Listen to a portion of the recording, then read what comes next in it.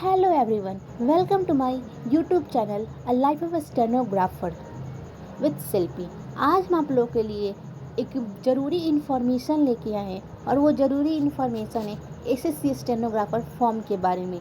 आप लोगों को पता ही होगा कि एसएससी स्टेनोग्राफर का फॉर्म 24 अप्रैल से स्टार्ट हो चुका था भरना। ठीक है, तो हम आपको खोल के दिखाते हैं कि एसएससी स्टेनोग्राफर का लास्ट डेट कब तक है। ठीक है, तो जैसे देख सकते हैं हम सरकारी रिजल्ट पे गए। ठीक है, गूगल खोले, गूगल पे हम सरकारी रिजल्ट सर्च किए और सरकारी रिजल्ट को जब आया तो सरकारी रिजल्ट पर सर्च करने के बाद हम लेटेस्ट जॉब में गए और जब लेटेस्ट जॉब में गए तो नीचे स्क्रॉल किए तो स्क्रॉल करने के बाद व्यू मोर आया, वहाँ पे क्लिक किए और व्यू मोर के बाद क्लिक करने के बाद हम आपको दिखा सकते हैं, यहाँ पे दिखा रहे SSC stenographer online form 2026 start, last date 50 मई 2026।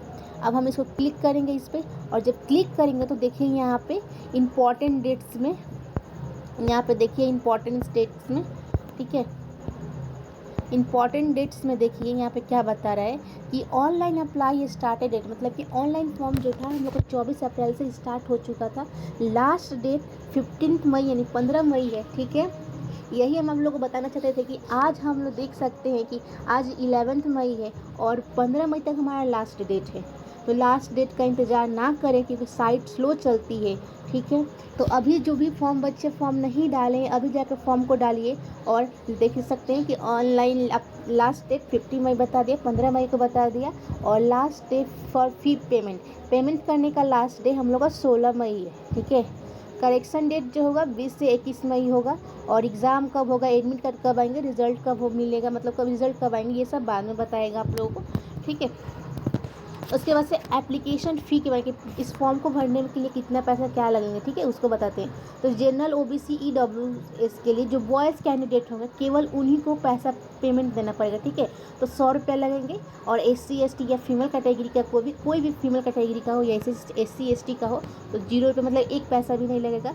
पीएच कैंडिडेट उनको भी नहीं कुछ पैसा पे करने की ज़रूरत नहीं है। ठीक है, आगे चले तो इसके लिए जो एज चाहिए मिनिमम 18 ईयर्स होना चाहिए, मैक्सिमम 27 ईयर्स होना चाहिए ग्रेड डी के लिए और मैक्सिमम 30 ईयर्स होना चाहिए ग्रेड सी के लिए। ठीक है, और एज रिलैक्सेशन स्टेनोग्राफर को मिलता है, मतलब कि एज को रिलैक्सेशन कर मिलता है। ठीक है, group C and group D दोनों पोस्ट मतलब दोनों पोजीशन के लिए। ठीक है, टोटल पोस्ट की बात किया तो 731 पोस्ट है। ठीक,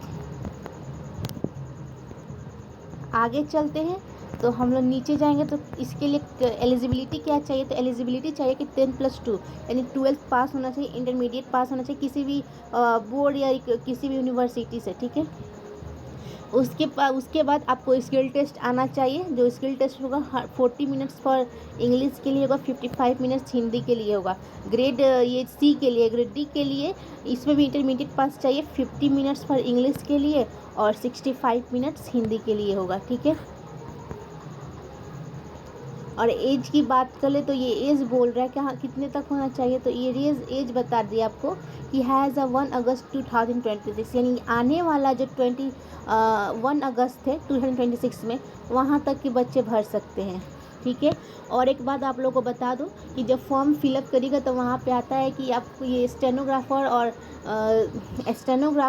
और एग्ज़ाम किस लैंग्वेज में देना चाहते हैं, तो वहाँ पे आप लोगों को अब कर क्या दिया है कि हिंदी में आप हिंदी लैंग्वेज और स्किल टेस्ट हिंदी में सीखे हैं तो हिंदी में दे सकते हैं और इंग्लिश में सीखे हैं तो इंग्लिश में दे सकते हैं सीबीटी। ठीक है, लेकिन प्रॉब्लम ये है कि कुछ बच्चे ऐसे होंगे कि जो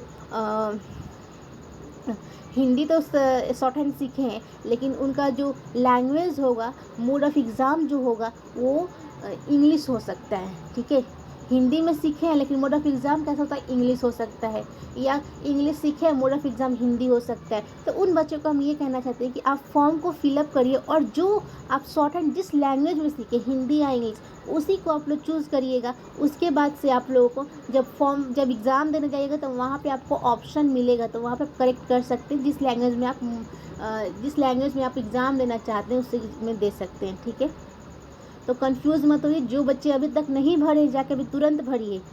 ठीक है, और मेरे चैनल को सब्सक्राइब करिए, ऐसे ही बेस्ट इन्फॉर्मेशन के लिए चैनल को सब्सक्राइब कर दीजिए।